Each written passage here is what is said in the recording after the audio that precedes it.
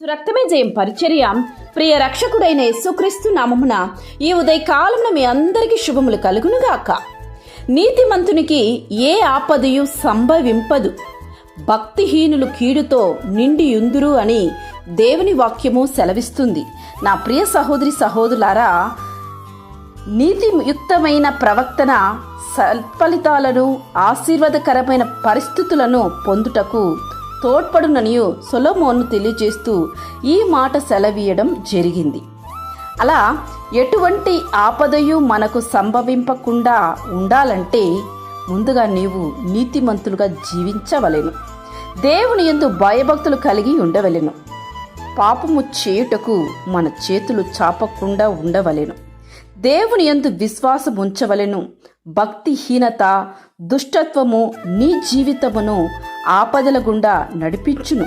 కానీ నీతి మార్గమునందు జీవము కలదు, వారి త్రోవలో మరణమే లేదు. కనుక నీవు నీతిమంతునిగా జీవించుము. దేవుడు నిన్ను అనేకమైన ఆపదల నుండి రక్షించును.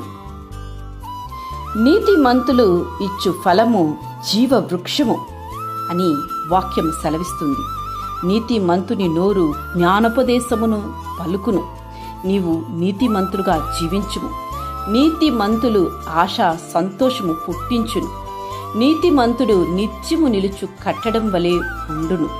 నీతిమంతులు ఆశించినది వారికి దొరుకును. కనుక నిత్యము దేవుని యందు నీతిమంతునిగా నీతిమంతురాలిగా జీవించుము. నీతిమంతుని కష్టార్జితము జీవనాయకము. కనుక దేవుని యందు నీతిమంతునిగానే నీవు జీవించ సంవత్సరములంతయు ఉండడానికి నీవు ఉత్తమమైన దానిని కోరుకో. నీతిమంతులు కోరిక ఉత్తమమైనది. కనుక నీవు ఉత్తమమైన దానిని కోరుకొని ఆయన యందు విశ్వాసం ఉంచి జీవించు. దేవుడు నీ రాకందు నీ పోకలందు అన్నింటిలో నీకు తోడై ఉండి